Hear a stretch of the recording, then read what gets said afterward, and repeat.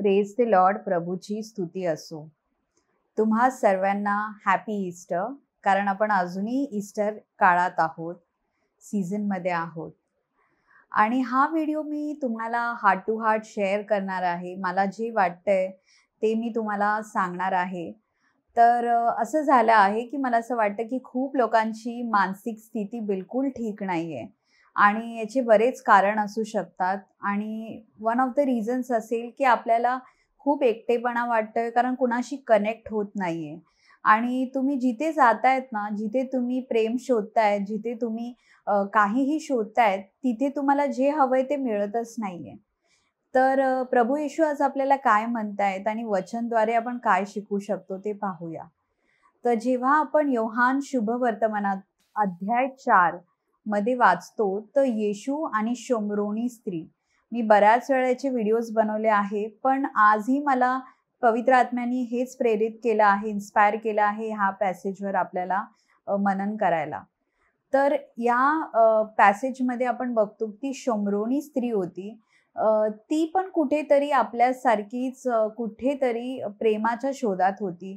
तिच्याही मानसिक स्थिती तिची मे बी चांगली नसेल आणि म्हणून ती पण खूप जास्त आतुरतेने कसली तरी शोधात लॉंगिंग आहे तिच्यात आणि तिलाही माहीत नव्हतं की तिला नक्की काय हवंय.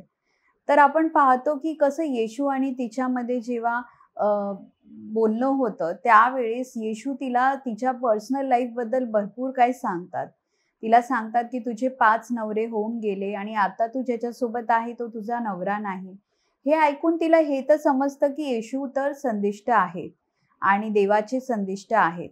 पण आपण पाहतो की येशू तिला काहीतरी वचन सांगतात ते आपल्यासाठी आहे. जो कोणी हे पाणी पियेल त्याला पुन्हा तहान लागेल, परंतु मी देईन ते पाणी जो कोणी पियेन त्याला कधीही तहान लागणार नाही. जे पाणी मी त्याला देईन ते त्याच्यामध्ये सार्वकालिक जीवनासाठी उकळत्या पाण्याचा झरा होईल. तर येशू आपल्याला हे म्हणतायत की जो कोणी हे पाणी पिईल, तर शोमरोनी स्त्री ज्या पाण्याबद्दल बघत होती ती विहिरीचं पाणी होतं आणि ती त्या विहिरीकडे नेहमी पाणी भरायला येत होती. येशू तिला म्हणतात, जो कोणी हे पाणी पिईल त्याला परत तहान लागेल, पण मी देणारं पाणी जे असेल ते जिवंत पाणी असेल, त्याच्यात त्याला कधीच तहान लागणार नाही. हे जिवंत पाणी म्हणजे नक्की कसलं पाणी? लिव्हिंग वॉटर्स म्हणजे कसले वॉटर्स? जर का आपण पाहिलं तर प्रत्येक मनुष्याला प्रेमाची गरज आहे. ईश्वराने, परमेश्वराने आपल्याला असंच बनवलं आहे. आणि या शोमरोनी स्त्रीसारखं मे बी आपणही प्रेमाच्या शोधात वेगवेगळ्या ठिकाणी जातोय, वेगवेगळ्या लोकांशी भेटायचा प्रयत्न करतोय आणि कुठेतरी आपल्याला तिथे जे हवंय ते मिळत नाहीये. ते का मिळत नाहीये? तरीही आपली भूक का नाही जाते? तरी आपल्याला आपली तहान का भागत नाहीये? याचं उत्तर येशूने आपल्याला दिलं आहे.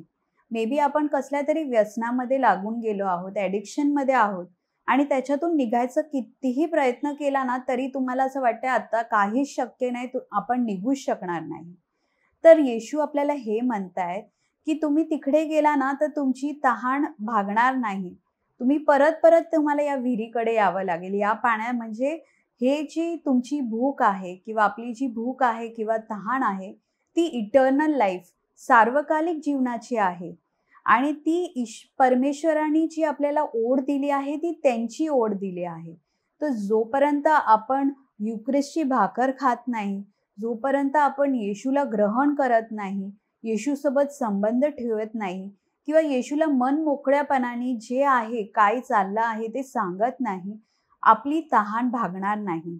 आपण एकापाठोपाठ एक, एक झालं की दुसरीकडे, दुसरीकडे झालं की तिसरीकडे, आपण असं जातच राहू आणि आपल्याला आतून ती जी फुलफिलमेंट आहे किंवा ते जे आपल्याला प्रेम हवंय ते आपल्याला मिळणारच नाही. म्हणून येशू आपल्याला म्हणत आहे की ते आपल्याला सार्वकालिक जीवन देण्यासाठी रेडी आहेत. पण आपण त्यांनी दिलेला हा प्रपोजल एक्सेप्ट करायला रेडी आहोत का? आपण त्यांना मनापासून स्वीकार करायला रेडी आहोत का? आपण त्यांना पहिलं स्थान देण्याला रेडी आहोत का? आपण त्यांना आपलं परमेश्वर बनवण्यासाठी रेडी आहोत का? आपण त्यांनी दिलेल्या वचनाद्वारे जे जीवन व्यतीत करायचं साठी रेडी आहोत का? आपण दररोज युक्रिस्ट ग्रहण करण्याची तयारी करत आहोत का? जर का आपल्याला संभव असेल तर. आणि जर का आपण रेडी आहोत आणि मन मोकळं बनून त्यांना पहिलं स्थान देऊन, त्यांना बेस्ट फ्रेंड बनून, सगळ्या फ्रेंड्सच्या वर त्यांना बेस्ट फ्रेंड बनवण्यासाठी रेडी आहोत का? तर मग आपण या शंभरोनी स्त्रीसारखंच आपणही दुसऱ्यांपर्यंत पोचू आणि परमेश्वर आपलाही वापर करतील त्यांच्या कार्यासाठी, त्यांच्या महिमेसाठी. आणि आपण पाहतो की पुढे या पॅसेज तुम्ही बायबलमध्ये वाचू शकतात. तर आपण पाहतो की ही शोम्रोनी स्त्री पूर्ण गावाभरात येशूबद्दल सांगू शकते आणि आनंदी होते आणि ती सगळ्यात पहिले येशूचा संदेश जाऊन लोकांना देते, इवन अपॉसल्सच्या पहिले. आणि याच्यामुळे आपल्याला खूप जास्त आशा आहे. तर तुम्ही निराश होऊ नका. जर का तुम्ही भरपूर वेळा तुम्हाला असं वाटतंय की तुम्ही एकाच पापात अडकून गेला आहात आणि तुम्हाला खूप एकटं वाटतंय, मानसिक स्थिती बिलकुल पण ठीक नाहीये, तर येशूचा धावा घ्या. येशूला मन मोकळं करून रडून जे काही आहे ते सांगा. युक्रिस्टला ग्रहण करा आणि बायबलचं वचन वाचून त्याच्यावरती जे येशूला हवंय ते करण्याची इच्छा ठेवा. बाकी सगळे येशू सांभाळून घेतील. तुम्ही एकटे नाही आहेत आणि येशू तुमच्यासोबत आहे, माझ्यासोबत आहे.